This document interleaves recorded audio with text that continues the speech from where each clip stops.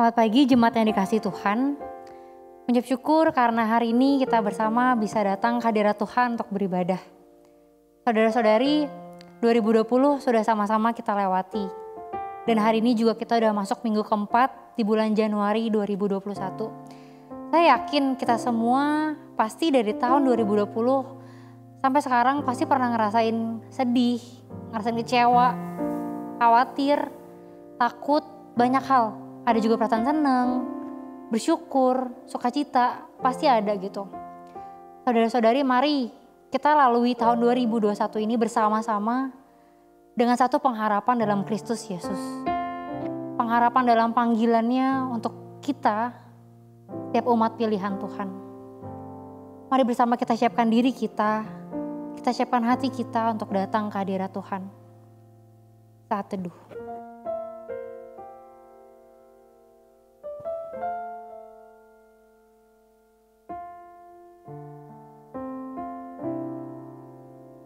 Mari kita berdoa. Tuhan Yesus, terima kasih Tuhan karena satu kesempatan lagi di mana kami bisa sama-sama untuk beribadah, untuk datang ke hadirat-Mu. Kita bisa memuji Tuhan, kita bisa mendengarkan firman Tuhan. Tuhan pimpin setiap kami, supaya setiap kami bisa fokus dalam melakukan ibadah pada pagi hari ini Tuhan. Terima kasih Tuhan Yesus, dalam nama Tuhan Yesus kami sudah berdoa dan mengucap syukur. Haleluya, amin. Jemaat diundang untuk bangkit berdiri dan dengarlah panggilan beribadah ini. Mazmur 30 ayat 4 berkata, nyanyikanlah mazmur bagi Tuhan, hai orang-orang yang dikasihinya, dan persembahkanlah syukur kepada namanya yang kudus. Mari saudara-saudari kita angkat pujian, terima kasih Tuhan. Kita sungguh-sungguh bilang ke Tuhan, Tuhan terima kasih karena kasih setiamu yang kita alami sampai pada hari ini. Terima kasih Tuhan.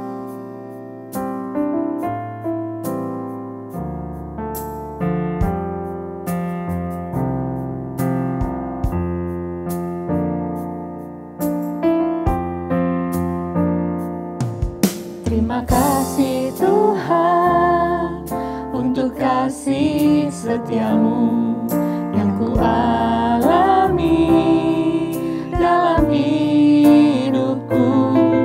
Terima kasih Yesus untuk kebaikanmu sepanjang hidupku. Kita bilang terima kasih Yesusku.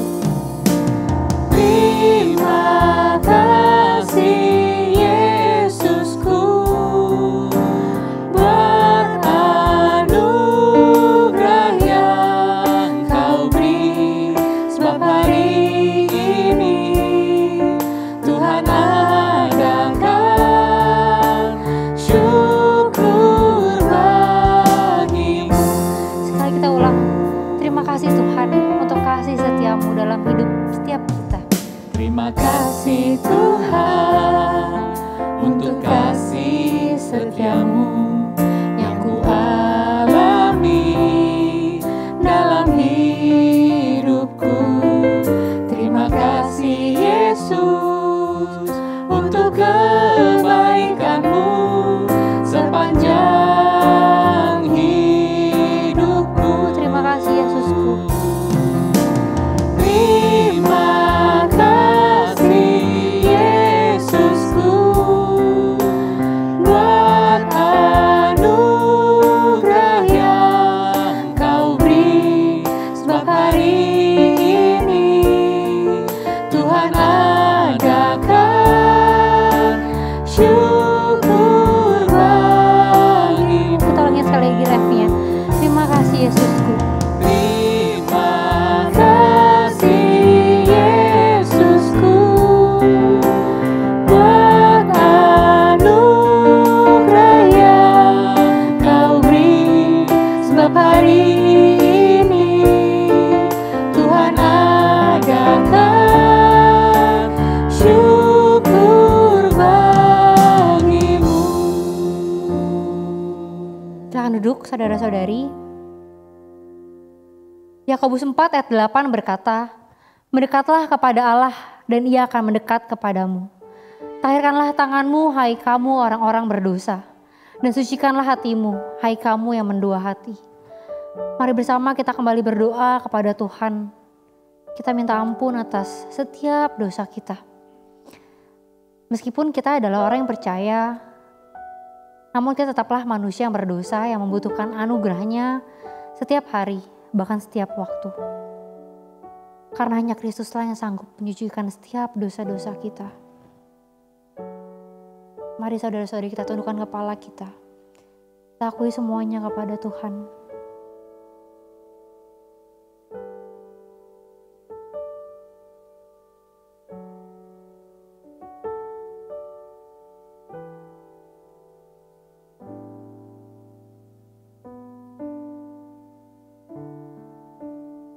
Saat kita hancur hati, kita datang pada Tuhan. Karena Ia yang memberi kekuatan dan memberi penghiburan. Mari bersama kita angkat pujian ini. Ku percaya janji-Mu.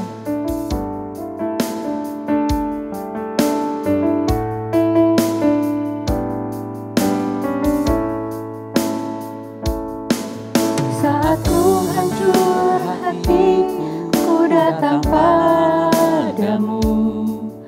Kau beri kekuatan dan beri penghiburan. Saat tak seorang pun dapat ku andalkan. Kau yang memberi jalan, Kau yang menuntunku. Saat ku tak mengerti dalam hidup ini, namun firman-Mu selalu menerangiku. Engkau yang buatku kuat lewati semua. Engkau pertolongan-Mu, tempat harapanku. Tuhan, ku percaya janji-Mu dalam hidupku. Kau beri kemenangan, Tuhan. Kau selalu setia di dalam hidupku.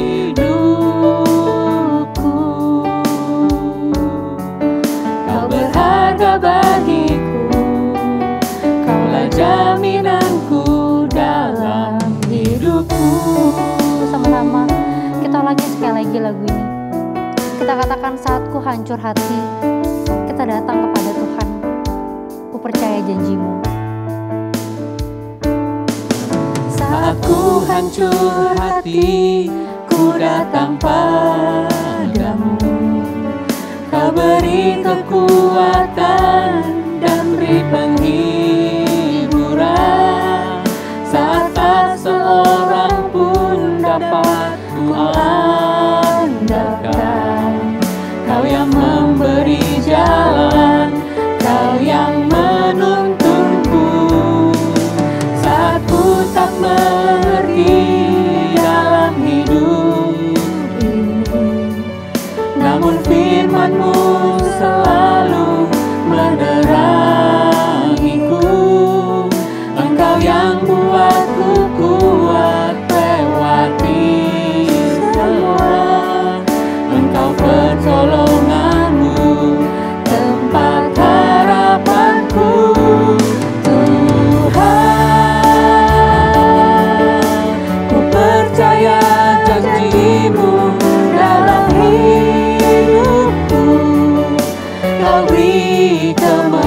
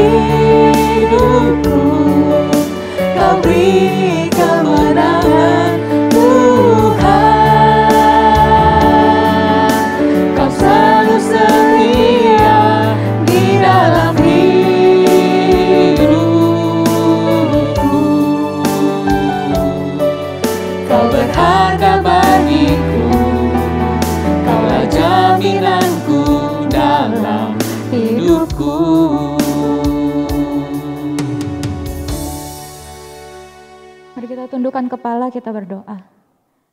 Bapa, pada saat pagi hari ini ya Tuhan, ketika kami datang ya Tuhan, di hadapan Allah yang Maha Kudus ya Tuhan, kami juga menyadari bahwa seringkali dalam kehidupan ini ya Tuhan, ketika kami diperhadapkan pada keadaan yang begitu sulit ya Tuhan, mungkin kami memilih untuk melakukan kehendak kami sendiri. Maka saat pagi hari ini kami datang ya Tuhan, berdoa memohon ampun kepadamu, mengakui setiap kesalahan kami, mengakui setiap dosa kami di hadapan-Mu ya Allah yang Maha Tahu. Dan kiranya juga pada saat hari ini ketika kami juga akan membahas dari firman Tuhan tentang pengharapan di dalam panggilan, maka Tuhan lihatlah hati kami, bila mana hati kami sudah kehilangan pengharapan Tuhan di dalam panggilan, atau bahkan kami berharap kepada yang lain bukan kepada pengharapan di dalam panggilan keselamatan yang dari Tuhan. Kami juga mohon ampun ya Tuhan. Tuhan, lihatlah hati kami dan teruslah Tuhan, kuduskan terus proses hati kami, kehidupan kami Tuhan. Sehingga makin hari makin terus Tuhan diubahkan Tuhan. Seturut dengan gambaran Kristus dalam kehidupan kami. Kami bersyukur Tuhan, berterima kasih untuk setiap pengampunan yang dari Tuhan. Dalam nama Yesus kami berdoa, amin.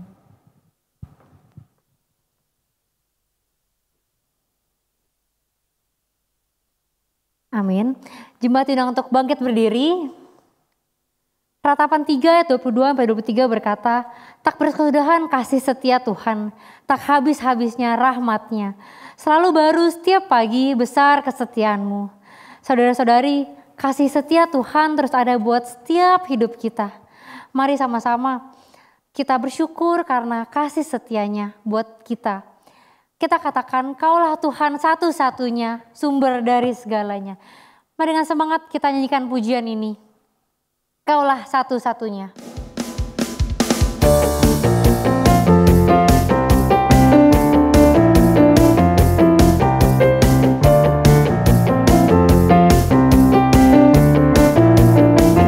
Kita katakan, Kaulah satu-satunya.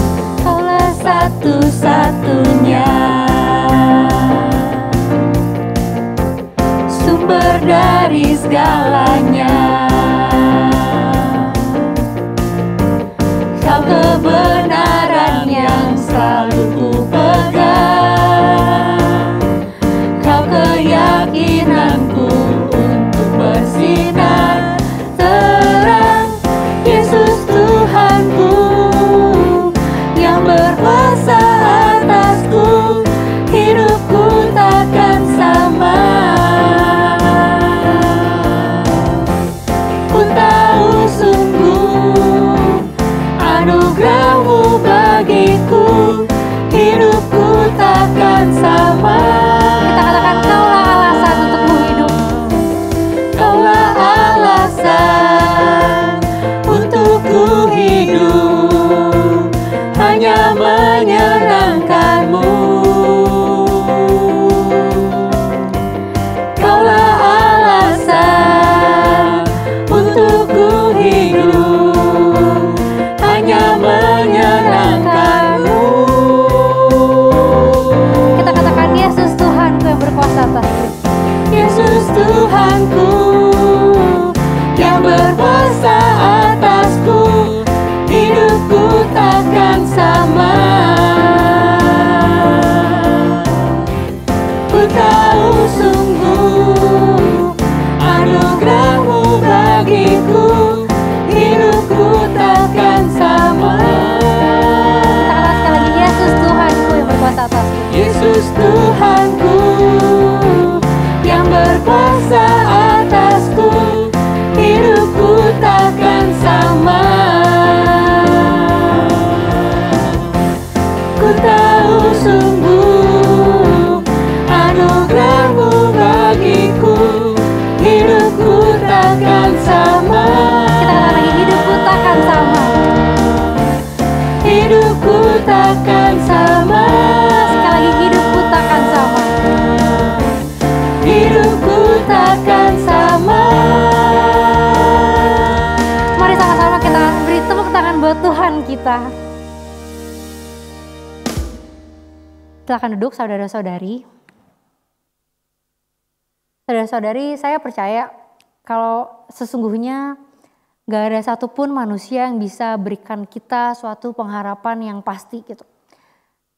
Saya percaya kalau saudara-saudari pun percaya gitu. kalau emang gak ada yang pasti di dunia ini. Benar-benar cuma Tuhan yang bisa kasih kita pengharapan. Mari bersama kita siapkan hati kita untuk mendengarkan firman Tuhan.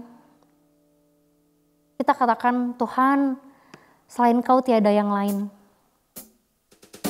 Yang ada padaku di surga benar-benar cuma Tuhan. Mari kita angkat pujian ini. Selain Kau tiada yang lain.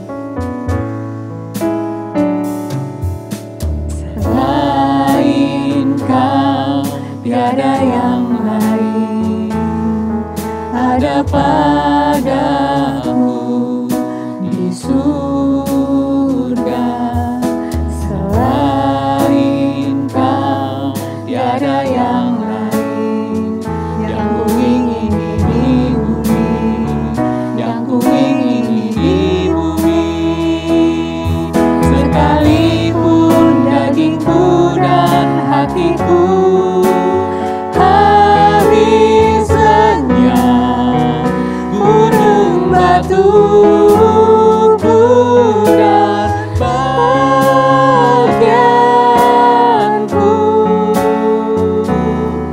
tetaplah Allah selama-lamanya. Kita ulangi sekali lagi. Tuhan, selain Kau tiada yang lain. Selain Kau tiada yang lain. Ada padaku di surga. Selain Kau tiada yang lain. Yang ku ingini di bumi, yang ku ingini di bumi. Sekalipun dagingku dan hatiku habis lenyap, gunung batuku dan bagianku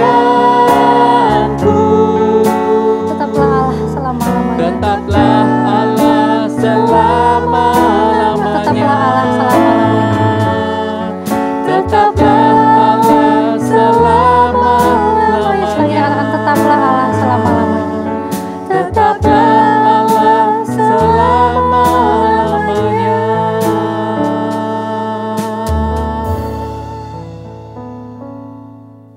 Shalom saudara sekalian yang terkasih di dalam Tuhan. Hari ini tema yang diberikan kepada saya adalah pengharapan di dalam panggilan Kristus. Yang diambil dari Efesus 1 ayat yang ke-18. Tetapi saya mengajak saudara sekalian yang berada di rumah untuk membaca ayat yang ketiga dan ayat yang ke-18. Saya akan membacakan bagi saudara sekalian. Efesus 1 ayat yang ketiga. Terpujilah Allah dan Bapa Tuhan kita Yesus Kristus, yang dalam Kristus telah mengaruniakan kepada kita segala berkat rohani di dalam surga. Ayat yang ke-18. Dan supaya ia menjadikan mata hatimu terang, agar kamu mengerti pengharapan apakah yang terkandung dalam panggilannya, betapa kayanya kemuliaan bagian yang ditentukannya bagi orang-orang kudus. Mari kita masuk di dalam doa. Bapa di dalam kerajaan surga, kami sudah membaca sebagian dari kebenaran firman-Mu. Saat ini kami akan mendengarkan uraian kebenaran firman-Mu yang disampaikan oleh hamba-Mu. Sehingga kami yang percaya kepada Kristus, dipanggil dalam Kristus dan mendapatkan anugerah keselamatan yang besar, kami boleh melihat pengharapan yang besar di dalam Tuhan. Saat ini pakai hamba-Mu yang penuh dengan kelemahan dan kekurangan. Kiranya Tuhan pakai untuk menyampaikan kebenaran firman Tuhan bagi setiap kami semua. Dan setiap kami ya Tuhan, jemaat-Mu yang tidak bisa hadir di tempat ini tetapi beribadah di rumah, kiranya kebenaran firman-Mu boleh berbicara kepada mereka, memberikan pengertian kepada mereka, dan mendorong mereka untuk melakukannya. Berbicaralah kepada kami, ya Tuhan, dan kami siap untuk mendengarkan. Di dalam nama Tuhan Yesus kami panjatkan doa kami. Amin. Saudara sekalian, banyak orang meresponi panggilan Kristus dengan pengharapan yang salah. Saudara sekalian, hal ini kita bisa lihat ketika murid-murid dipanggil untuk mengikuti Yesus. Tetapi saudara sekalian, apa yang menjadi keinginan mereka, harapan mereka ketika mereka mengikuti Kristus? Kita lihat dari permintaan Yakobus dan Yohanes melalui ibunya yang datang kepada Tuhan Yesus. Padahal saat itu Tuhan Yesus menceritakan bagaimana dia harus mati, bagaimana dia harus menghadapi penganiayaan, dia harus menjalankan tugas yang begitu berat dengan mati di atas kayu salib. Tetapi yang dipikirkan oleh kedua murid ini, Yakobus dan Yohanes, mereka meminta supaya jika Yesus menjadi raja nanti, mereka bisa duduk sebelah kanan, duduk sebelah kiri. Jadi apa harapan mereka, saudara sekalian? Harapan mereka memiliki kekuasaan. Nah, saudara sekalian, di gereja di mana saya melayani pernah ada seorang simpatisan yang datang ke gereja. Dan sebagai simpatisan ini saya melihat dia memiliki semangat ibadah yang luar biasa. Dia datang setiap minggu dan bukan hanya datang setiap minggu saja, tetapi dia juga datang di kegiatan-kegiatan yang lainnya, termasuk kegiatan hari Sabtu di mana kami biasa menjalankan ibadah doa pagi. Dan dia hadir, saudara sekalian. Dia hadir di kebaktian doa, dia hadir di kebaktian umum. Tetapi setelah dia hadir begitu cukup lama, saya lihat mulai dia tidak ada di kebaktian doa. Dan saya juga lihat dia tidak melihat dia ada di kebaktian umum. Karena dia sudah lama tidak hadir, maka tim besuk datang termasuk saya yang membesukinya. Dan mulailah kami tanya, kenapa sih nggak datang Suk? Dia bilang, waduh gereja dingin, saya kedinginan. Jadi karena saya kedinginan saya nggak datang dulu lah.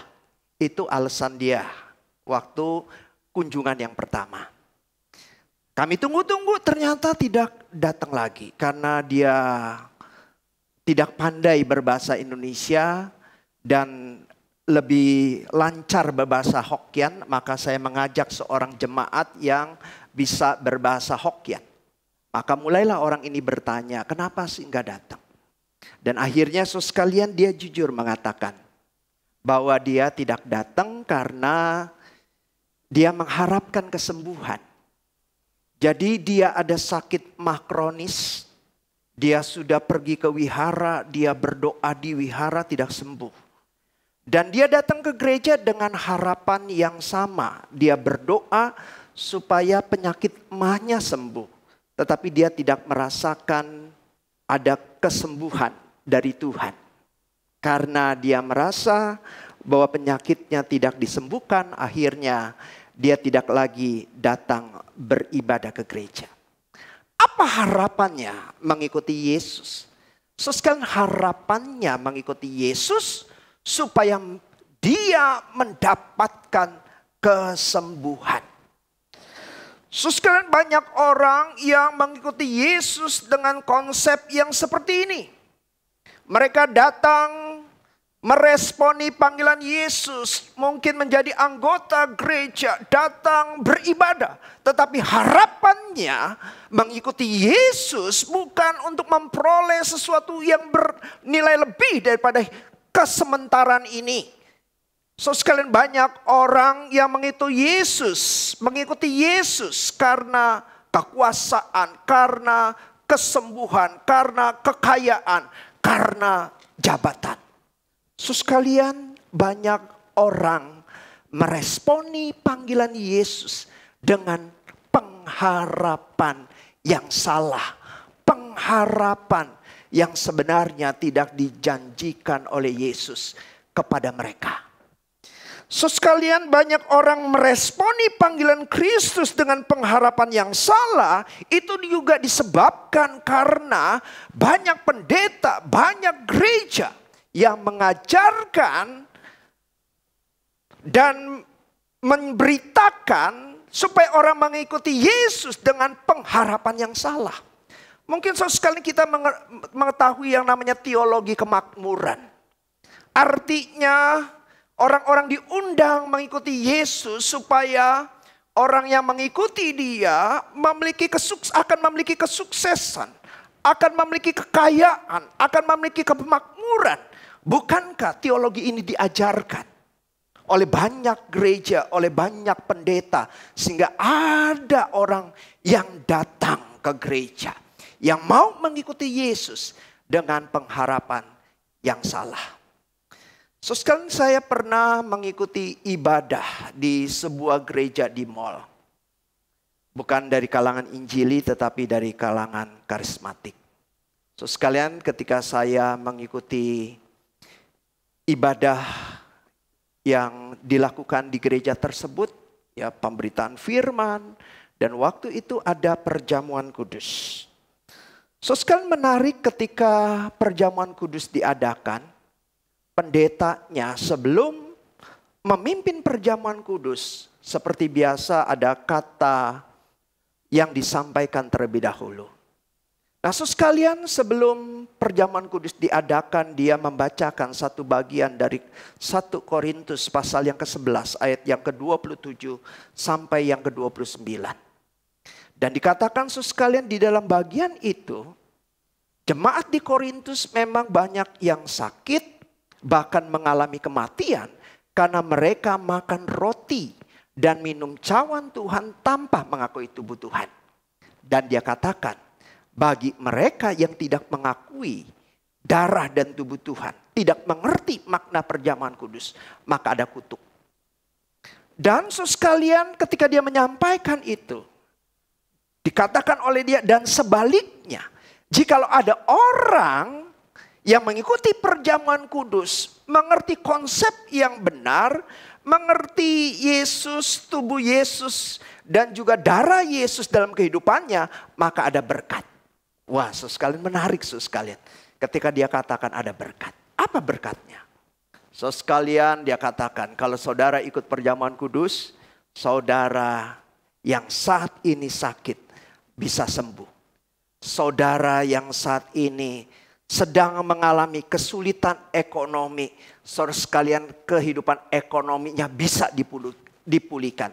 Saudara yang belum dapat jodoh, saudara sekalian ikut perjamuan kudus nanti bisa dapat jodoh katanya.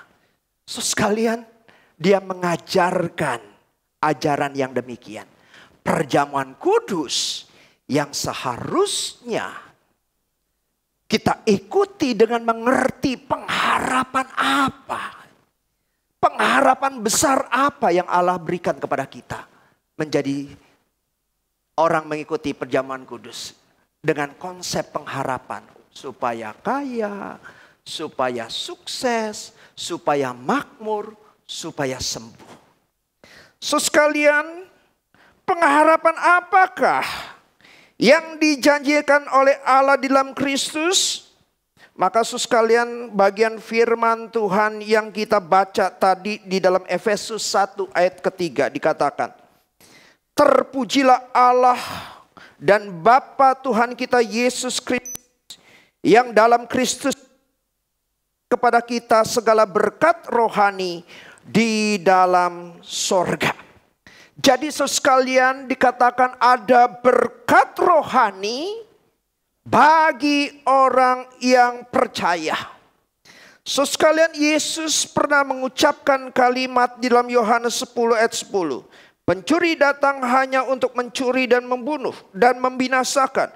Aku datang supaya mereka mempunyai hidup dan mempunyainya dalam segala kelimpahan. Sekalian banyak orang yang menafsirkan salah kata hidup berkelimpahan ini. Mereka menghubungkannya dengan hal-hal yang jasmania.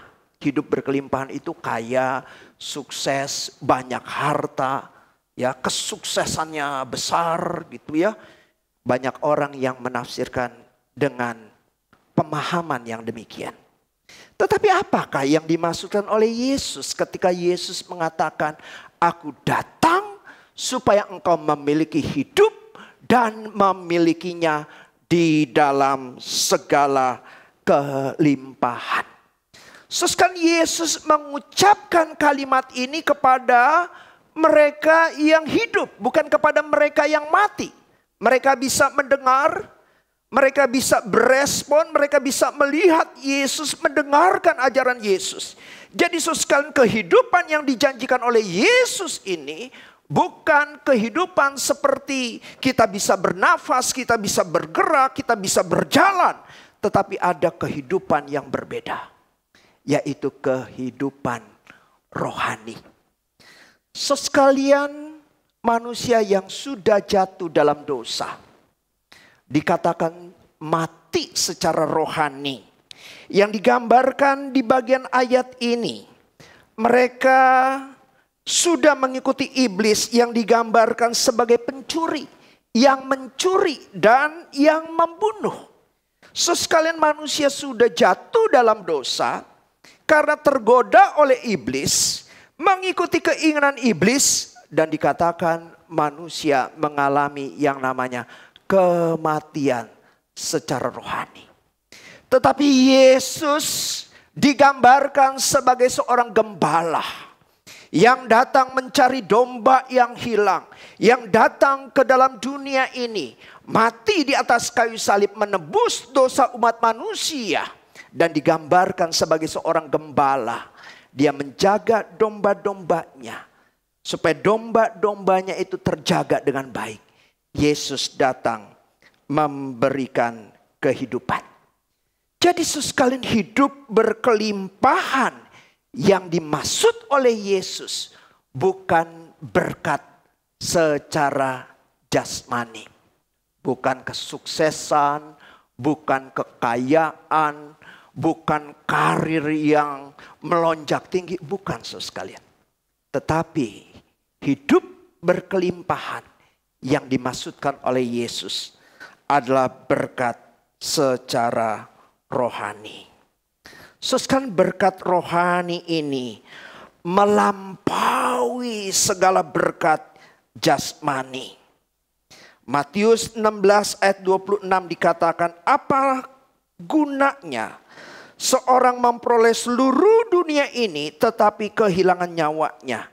Dan apakah yang dapat diberikan sebagai ganti nyawanya? Sekalian yang terkasih di dalam Tuhan. Di sini sekalian kita melihat berkat rohani itu begitu luar biasanya. Melampaui berkat jasmani. Karena dikatakan apalah artinya manusia memiliki seluruh dunia ini. Jadi dunia ini boleh katakan milik dia. Dia kuasa dia. Begitu kan? Tetapi apalah artinya? Apabila orang itu kehilangan nyawanya. Sekalian ini untuk menggambarkan sekalian. Berkat rohani yang dijanjikan dalam panggilan Kristus melebihi berkat jasmani, kekayaan, kesuksesan dan sebagainya. Sekalian untuk menciptakan dunia ini, maka Allah menciptakannya dengan berfirman. Allah menciptakan dunia dengan mengatakan jadilah, maka semuanya jadi. Menciptakan seluruh isi dunia ini dengan mengatakan jadilah, maka semuanya jadi. Jadi dunia beserta isinya diciptakan oleh Tuhan dengan firman-Nya, maka semuanya jadi. Sehingga saudara sekalian kita bisa mendapatkan berkat-berkat jasmani, makanan, minuman dan sebagainya. Tetapi saudara sekalian untuk berkat rohani, Allah bukan hanya berfirman, tetapi Allah yang dikatakan firman menjadi manusia. Sama dengan kita, dengan satu tujuan, mati di atas kayu salib. So sekalian berkat rohani yang kita terima itu lebih berharga dibandingkan berkat-berkat apapun juga. So sekalian di masa pandemi seperti ini mungkin kita mengalami banyak kehilangan-kehilangan. Kita mungkin dikaruniakan Tuhan rumah. Ada orang di masa pandemi ini kehilangan rumah. Sekalian ada orang yang mendapatkan berkat jasmani, mendapatkan pekerjaan. Di masa pandemi seperti ini banyak orang yang kehilangan pekerjaan. Sekalian di masa pandemi ini mungkin juga banyak orang kehilangan berkat, mendapatkan anak, sebelumnya mendapatkan anak, mendapatkan suami. Tetapi mereka di masa pandemi ini, karena COVID-19 ada yang kehilangan anak. Ada juga yang kehilangan suami. Sekalian dalam masa pandemi seperti ini, sekalian, banyak orang yang merasa kehilangan berkat-berkat jasmani. Dan akhirnya sekalian, banyak di antara mereka yang kehilangan pengharapan di dalam Tuhan. Tetapi sekalian, Paulus mengatakan, karena kami tahu bahwa jika kemah tempat kediaman kita di bumi dibongkar, Allah telah menyediakan satu tempat kediaman di surga bagi kita. Suatu tempat kediaman yang kekal yang tidak dibuat oleh tangan manusia. Selama kita di dalam kemah ini kita mengeluh karena kita rindu mengenakan tempat kediaman di surga, di atas tempat kediaman kita yang sekarang ini. Sebab dengan demikian kita berpakaian dan tidak kedapatan telanjang. Sebab selama masih di dalam kemah ini kita mengeluh oleh beratnya tekanan. Karena kita mau mengenakan pakaian yang baru itu tanpa menanggalkan yang lama. Supaya yang fana ini ditelan oleh hidup. 2 Korintus 5 ayat yang pertama sampai yang keempat. Sekalian Paulus menyadari selama dia berada di dunia ini, maka dia tinggal dalam kemah yang sementara, tubuh yang fisik ini.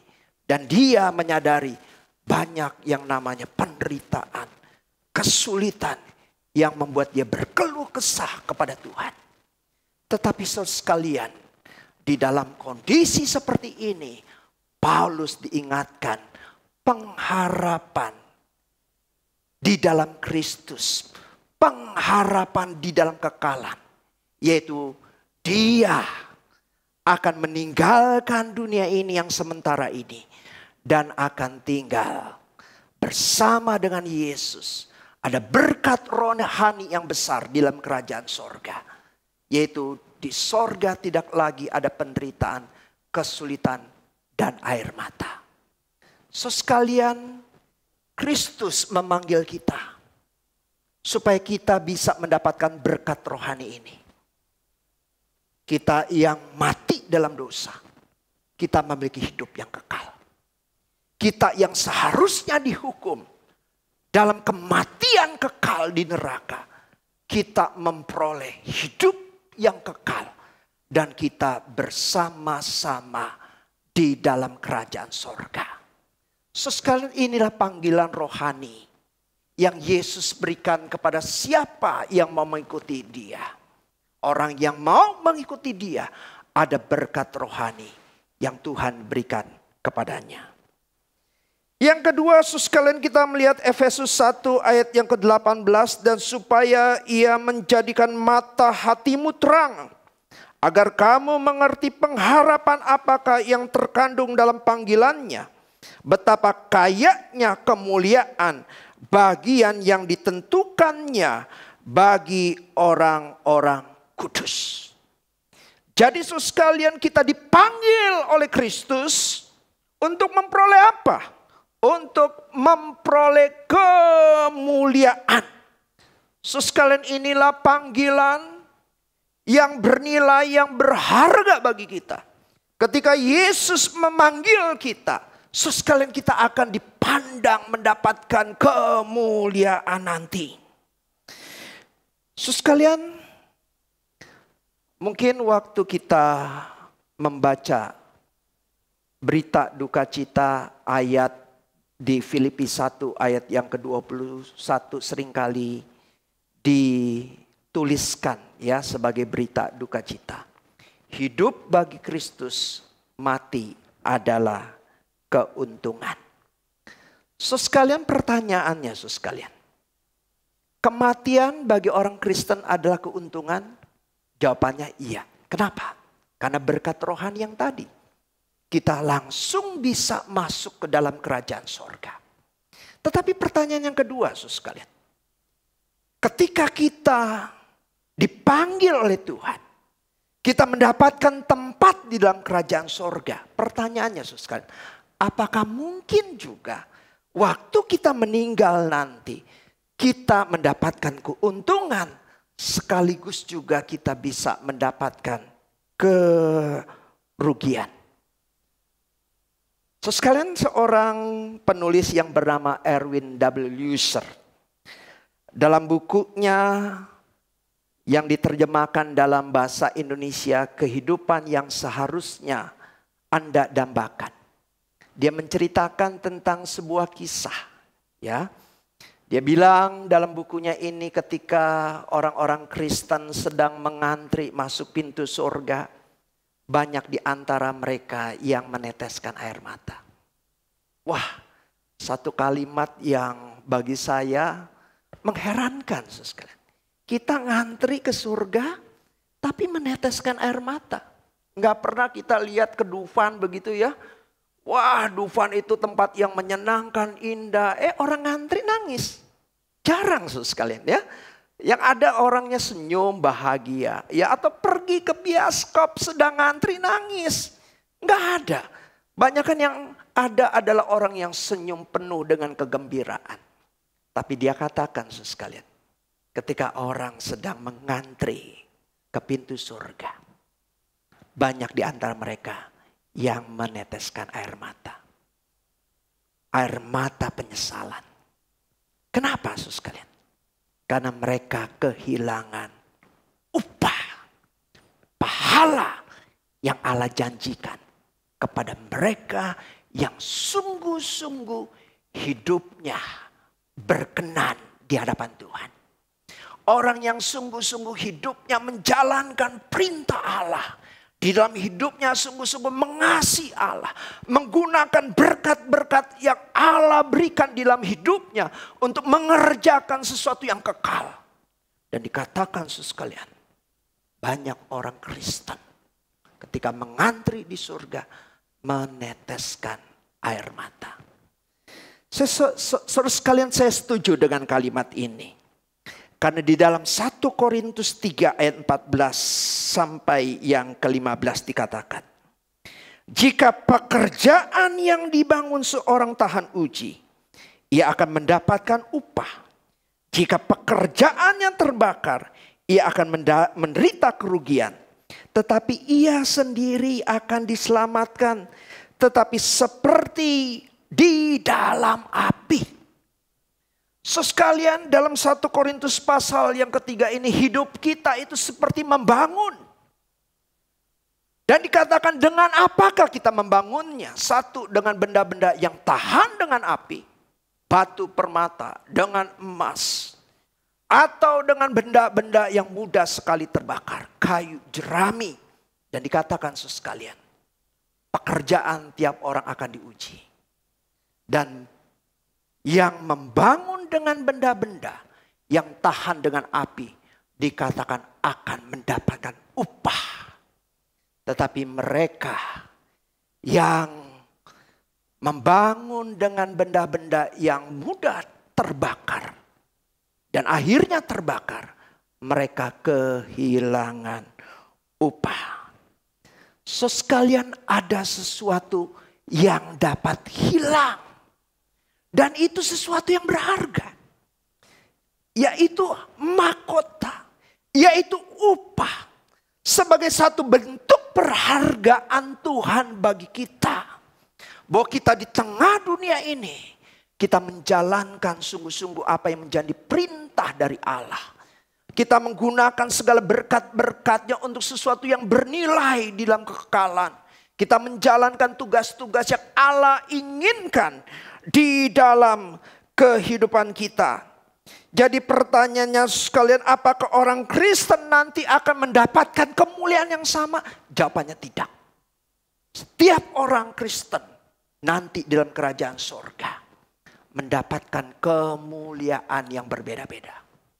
Ada orang-orang yang dipercayakan lebih. Diberikan mahkota sebagai tanda penghargaan dari Allah. Bahwa mereka hidupnya sungguh-sungguh berkenan. Dan di sorga mereka diberikan kepercayaan yang lebih. Dan orang yang hidupnya sembarangan, saudara sekalian, akan menyesal. Walaupun Erwin W. Lutzer katakan bahwa Tuhan akan juga menghapus air mata mereka. Sesuai melalui bagian ini kita diingatkan sebagai orang Kristen. Seringkali kita merasa cukup. Saya percaya kepada Yesus sebagai juru selamat saya. Saya sudah dipanggil oleh Allah mendapatkan hidup yang kekal. Bukankah saya mati, saya masuk ke dalam kerajaan sorga? Dan banyak orang Kristen merasa hidupnya cukup dalam batas demikian. Tetapi sekalian, bagian firman Tuhan ini mengingatkan kepada kita. Pada satu hari, ketika kita dipanggil dan Yesus bertata di dalam pengadilannya, pekerjaan setiap orang akan diuji. Dan bagi mereka yang sungguh-sungguh menjalankan apa yang Tuhan perintahkan dalam hidupnya. Yang beriman, dan iman itu dinyatakan di dalam karakternya. Di dalam perkataannya. Di dalam perbuatannya. Di dalam pelayanannya. Orang yang demikian, saudara sekalian, akan mendapatkan mahkota dari Allah. Penghargaan dari Allah. Kemuliaan dari Allah. So sekalian, beberapa minggu yang lalu kita mendapatkan kabar berita duka cita. Ketua sinode kita dipanggil oleh Tuhan karena penyakit COVID-19 yang menyerang dirinya. So sekalian, dalam berita duka cita tersebut, satu bagian berita duka cita yang dibuat, ada satu kalimat, berpulang di dalam kemuliaan. Sekalian, saya tertarik dengan kalimat berpulang di dalam kemuliaan. Kita tahu Pak Gus Chandra adalah seorang yang melayani Tuhan.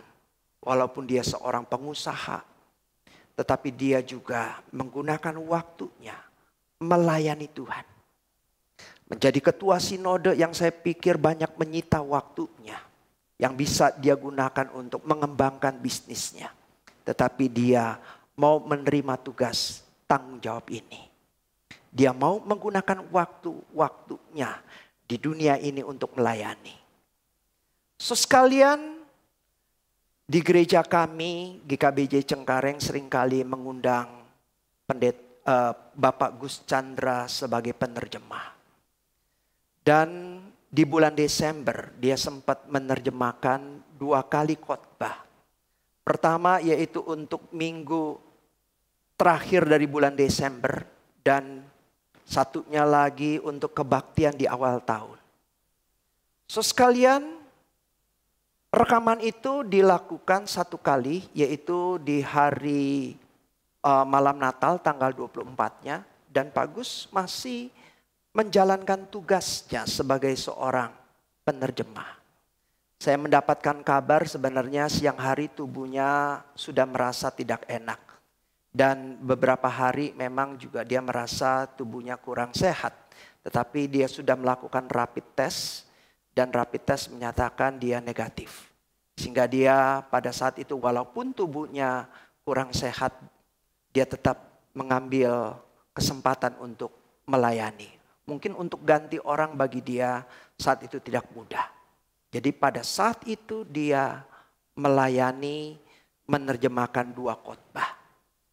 Yang khotbah tanggal 1 temanya itu bersama melewati tahun 2021 bersama dengan Tuhan. Sebenarnya tema ini bukan tema yang diberikan oleh saya kepada pengkhotbah pada saat itu, yaitu Pendeta Paul, rekan pelayanan saya. Tetapi Pendeta Paul meminta izin kepada saya supaya temanya diganti. Yaitu diganti dengan tema melewati tahun 2021 bersama dengan Tuhan. Sekalian, akhirnya rekaman sudah selesai dan saya mendengar kondisi Pak Gus semakin hari semakin kadang baik, kadang memburuk, dan akhirnya kondisi yang buruk dan dipanggil oleh Tuhan. Sesuai dengan temanya, di tahun 2021 dia bersama-sama dengan Tuhan melewatinya selama-lamanya, tetapi di dalam kemuliaannya.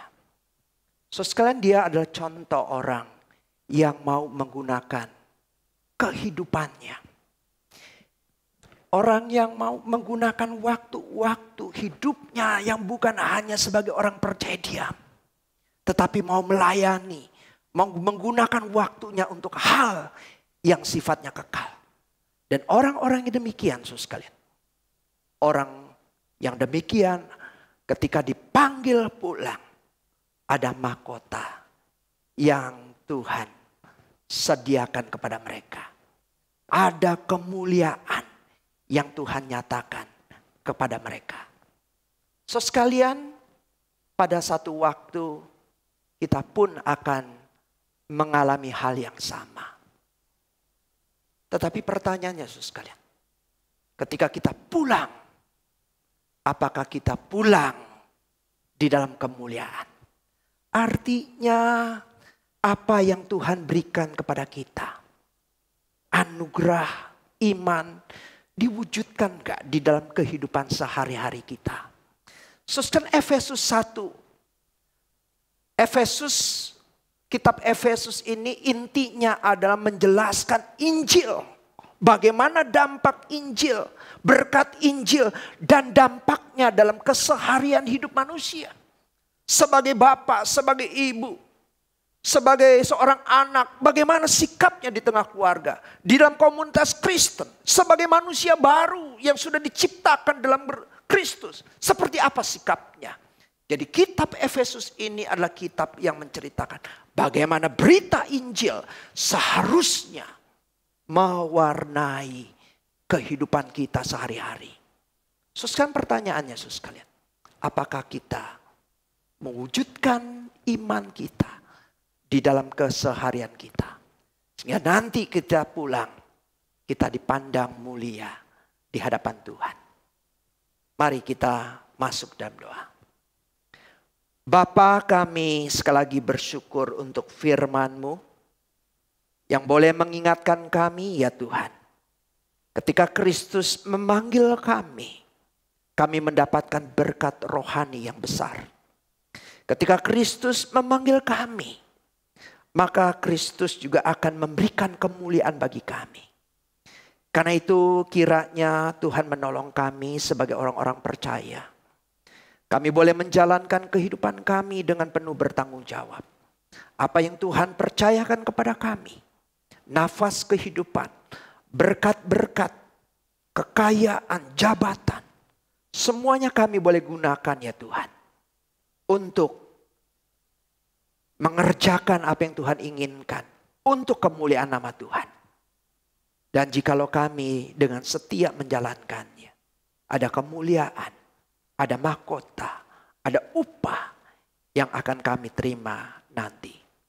Tuhan, pimpin setiap kami. Pimpin jemaat-Mu supaya jangan lagi menggunakan waktu dengan sia-sia. Tetapi menggunakan waktu untuk mengerjakan sesuatu yang berharga di dalam kekalan. Terima kasih Bapa. Di dalam nama Tuhan Yesus kami panjatkan doa kami. Amin. Saudara-saudari, kita akan masuk ke dalam persembahan. Persembahan masih akan dilakukan secara transfer ke nomor rekening yang tertera di layar saudara-saudari. Atau juga bisa scan barcode di aplikasi yang juga tertera di layar saudara-saudari. Maleakhi 3 ayat 10 berkata, bawalah seluruh persembahan persepuluhan itu ke dalam rumah perbendaharaan, supaya ada persediaan makanan di rumahku.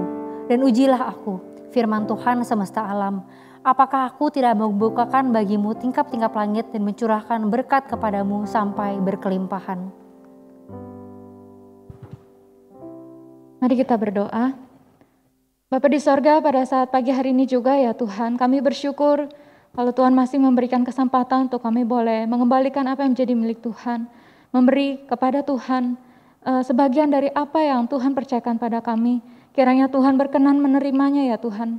Kami mau memberikannya dengan hati yang penuh ucapan syukur dan sukacita ya Tuhan. Dengan penuh rasa hormat dan terima kasih. Kiranya Tuhan menerimanya dan menggunakannya untuk maksud kemuliaan Tuhan melalui gereja di tempat ini. Kami bersyukur Tuhan. Hanya dalam nama Yesus kami berdoa. Amin. Amin. Mari bersama saudara-saudari kita nyanyikan satu lagu ini, Bila Topan Keras Melanda Hidupmu.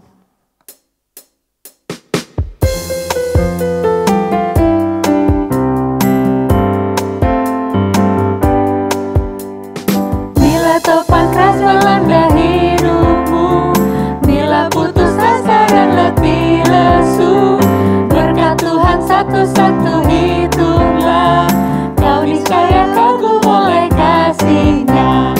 Berkat Tuhan mari hitunglah, kau kan kagum oleh kasih-Nya. Berkat Tuhan mari hitunglah, kau niscaya kagum oleh kasih-Nya. Adakah beban membuat kau pernah, salib yang kau pikul menekan berat? Hitunglah berkat-Nya pasti kau lega, dan bernyanyi terus penuh bahagia. Berkat Tuhan mari hitunglah, kau kan kagum oleh kasih-Nya. Berkat Tuhan mari hitunglah, kau niscaya kagum oleh kasih-Nya.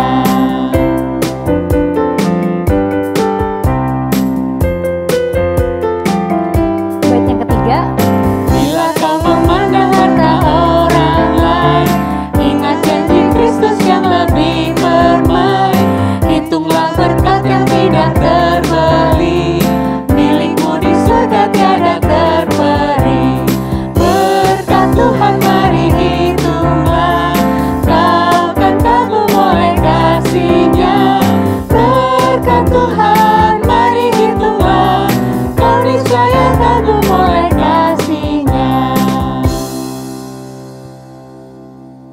saudara-saudari, mari kita kembali tundukkan kepala kita berdoa satu pokok doa syafaat. Kita berdoa buat COVID-19 ini gitu. Maksudnya sudah hampir setahun dari pertama kali kita PSBB di Indonesia gitu ya.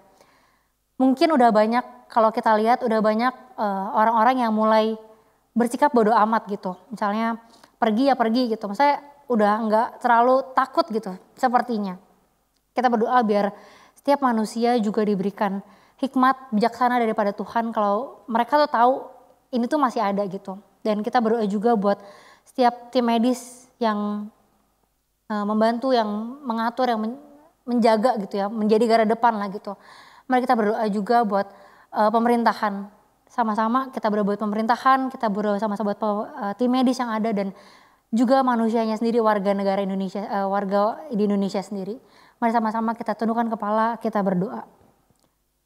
Tuhan Yesus, terima kasih Tuhan karena hari ini kami masih bisa berdoa Tuhan buat kasus COVID-19 ini Tuhan. Tuhan kami berdoa buat setiap masyarakat Indonesia Tuhan. Biarlah punya hati untuk sadar gitu. Kalau ini tuh masih ada, jangan enggak mementingkan diri sendiri Tuhan, tapi mementingkan orang lain juga Tuhan. Biarlah Tuhan juga menolong memimpin untuk tim medis Tuhan, untuk garda depan. Tuhan berikan kekuatan, Tuhan berikan kesehatan. Tuhan berikan suatu sukacita daripadamu Tuhan. Tuhan kami juga berdoa untuk pemerintahan Tuhan. Mungkin vaksin emang gak ada gitu, tapi Tuhan berikan kebijaksanaan. Tuhan berikan teladan juga Tuhan yang baik. Supaya setiap keluarga juga bisa melihat dari pemerintah sendiri Tuhan.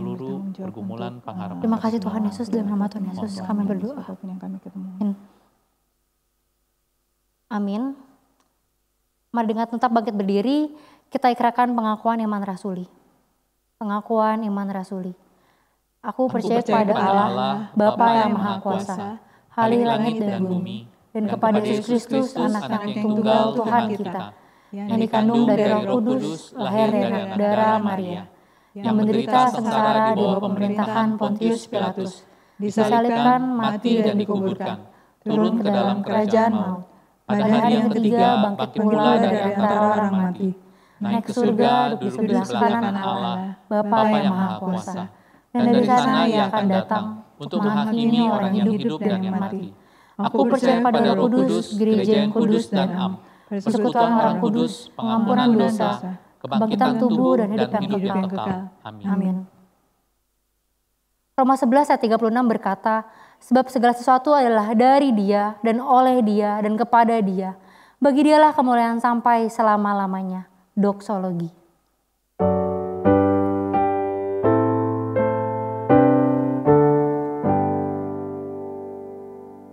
Puji Allah Bapa Putra,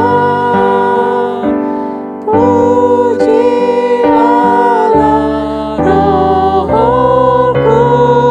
Kudus, ketiganya yang esa, polos zaman sumber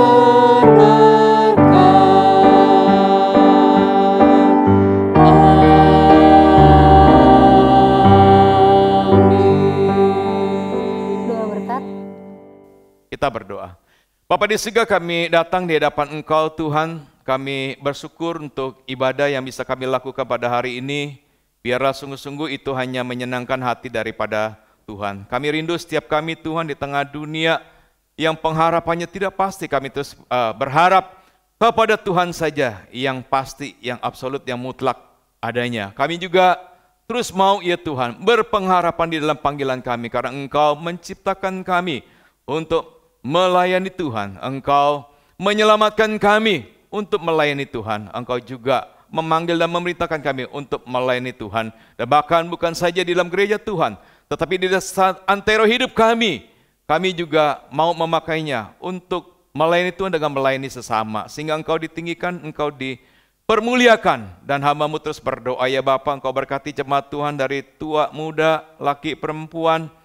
Kiranya Engkau berikan kekuatan hikmat untuk menjadi pelaku-pelaku daripada firman Tuhan. Dan bahkan Engkau memberkati kehidupan setiap jemaat Tuhan di tengah masa pandemi yang tidak pasti ini. Biarlah sungguh berkat Tuhan dinyatakan sehingga mereka terus menjadi berkat. Jemaat yang terkasih, sebelum kita mengakhiri ibadah pada hari ini, arahkan hati kita dan terimalah berkat daripada Tuhan.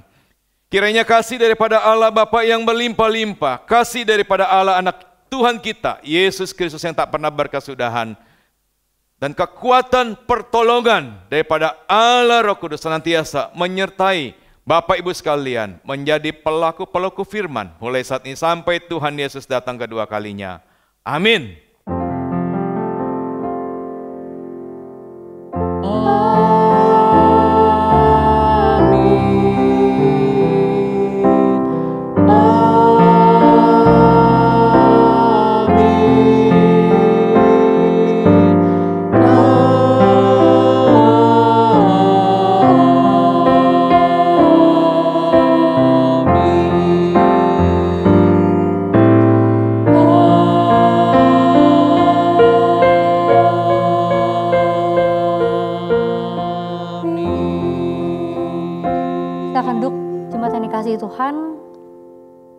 Selamat hari Minggu, Tuhan Yesus memberkati.